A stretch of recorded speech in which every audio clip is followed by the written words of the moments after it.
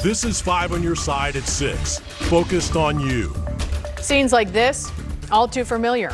Dangerous drivers making St. Louis streets a death trap. The city's new multi-million-dollar plan to curb crashes. Thank you for being with us. I'm Ann Allred. Mike Bush is on assignment. Just hours ago, St. Louis Mayor Tishaura Jones unveiled her Safer Streets plan.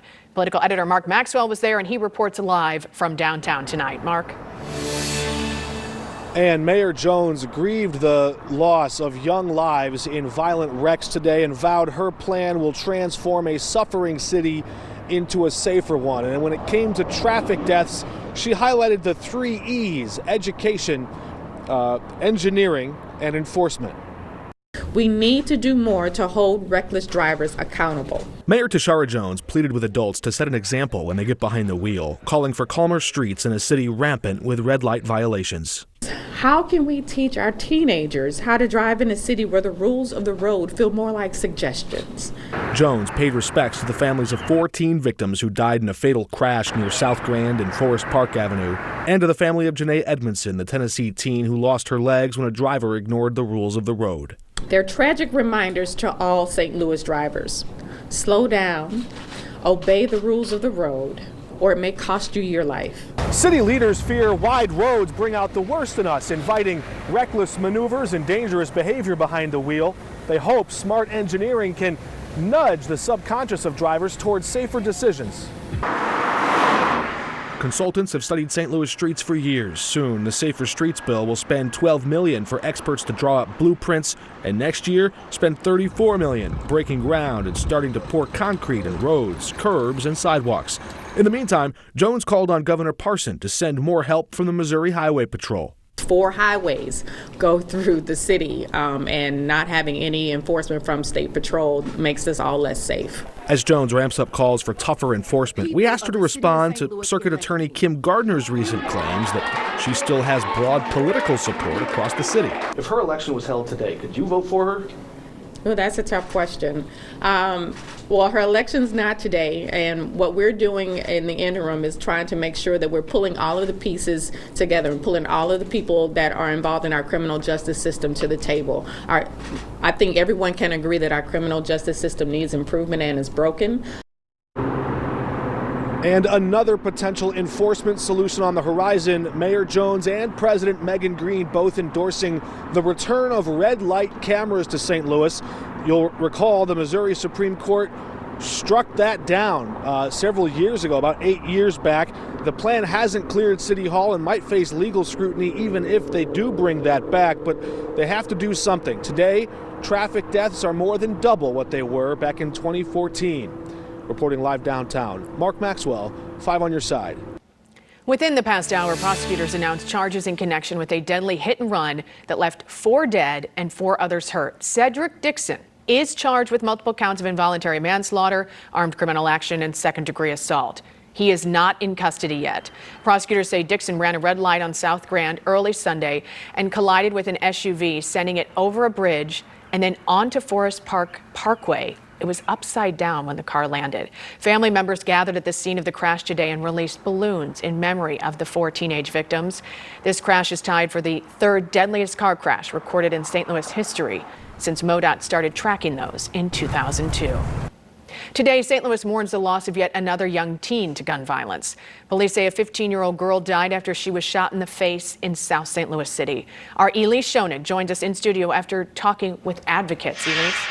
Police say they found 15-year-old Emily Valentine laying on concrete in a South St. Louis neighborhood last night after a string of youth violence over the last few weeks. Some community members say it's time to change that narrative. It was just bewildering and sad.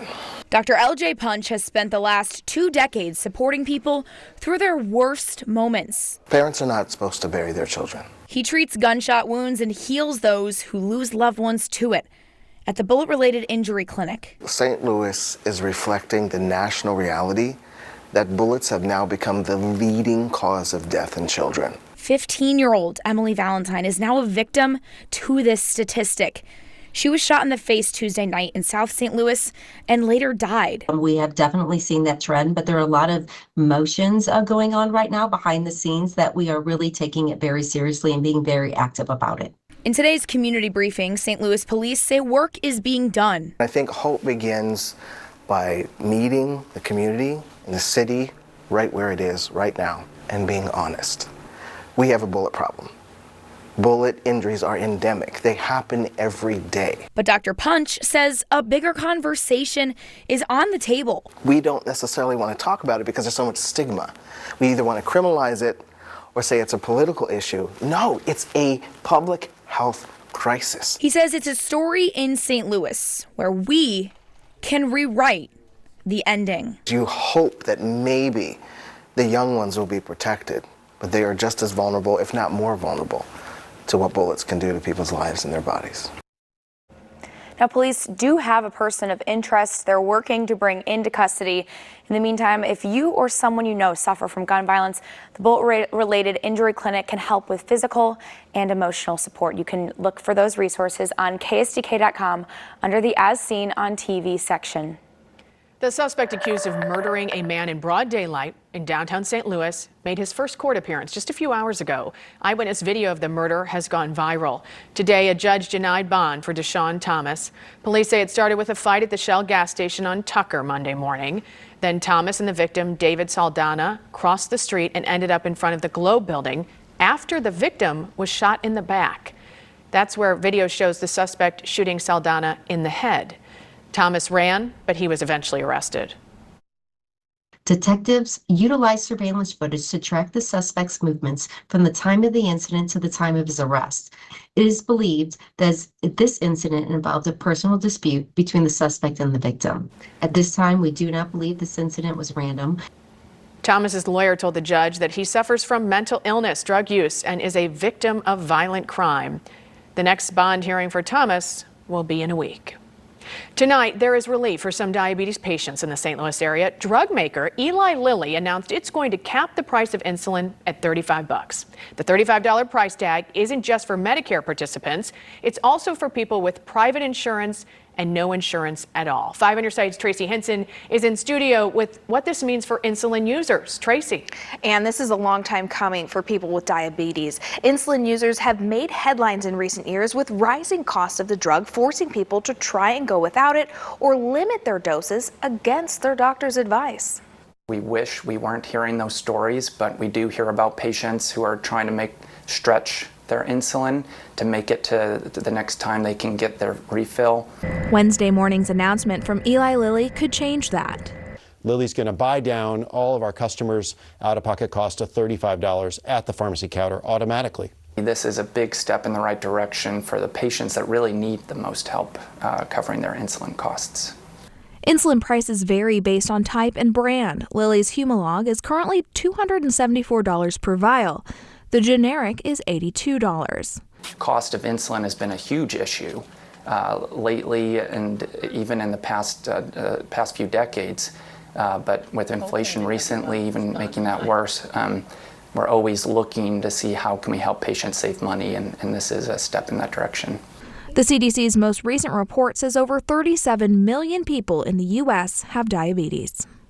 It's a very wide range of patients that are affected, starting from a very young age, from a few years old, all the way up to patients being diagnosed even with type 1, kind of a late onset type 1, into the late years, 70s or 80s sometimes even. So we see a very wide spectrum of patients that need insulin. So this really can apply to almost any age group.